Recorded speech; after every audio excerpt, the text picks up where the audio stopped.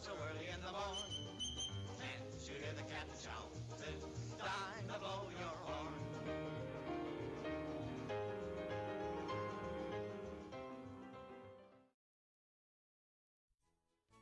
Sam, the new express engine, had learned a lesson about being rude. He was now much kinder to the other engines, but he still thought of himself as a very important engine, and raced along the line every day, making sure he was never late. One day he pulled into a station so people could get on or off his train. He watched the clock closely. But when it was time to leave, the signal didn't drop, and the conductor didn't call out. "What's the matter?" Sam asked his engineer. "The signal's broken. We can't leave until it's fixed." "I'm going to be late," Sam wailed. "Sorry," said his engineer, "but there's nothing we can do about it." It wasn't long until the signal was repaired, but to Sam it felt like forever. When his conductor called out, he started as quickly as he could. But as hard as he tried, he arrived at the big station 10 minutes late. He was very upset by this. That night he couldn't sleep. He was worried the trainmaster would punish him.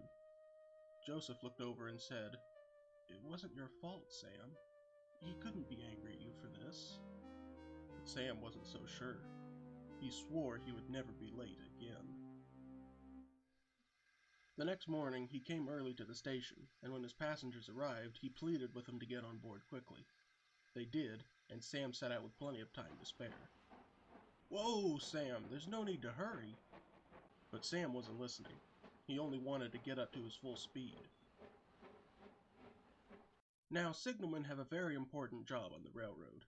They know the entire schedule and set the switches so that every train can run on its proper line.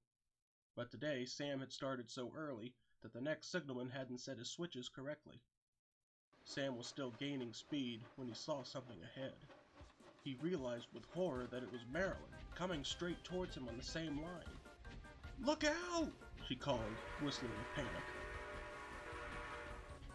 Sam applied his brakes and screeched along until he came to a stop just inches from Marilyn, who was very upset.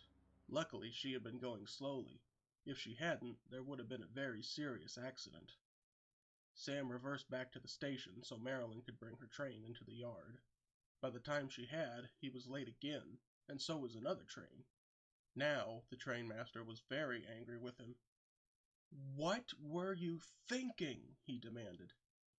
"I'm sorry," Sam said, "but I didn't want to be late, so I started off early." "Too early! You almost caused a crash. What would have happened to your passengers then?" Sam knew the answer, and his heart sunk.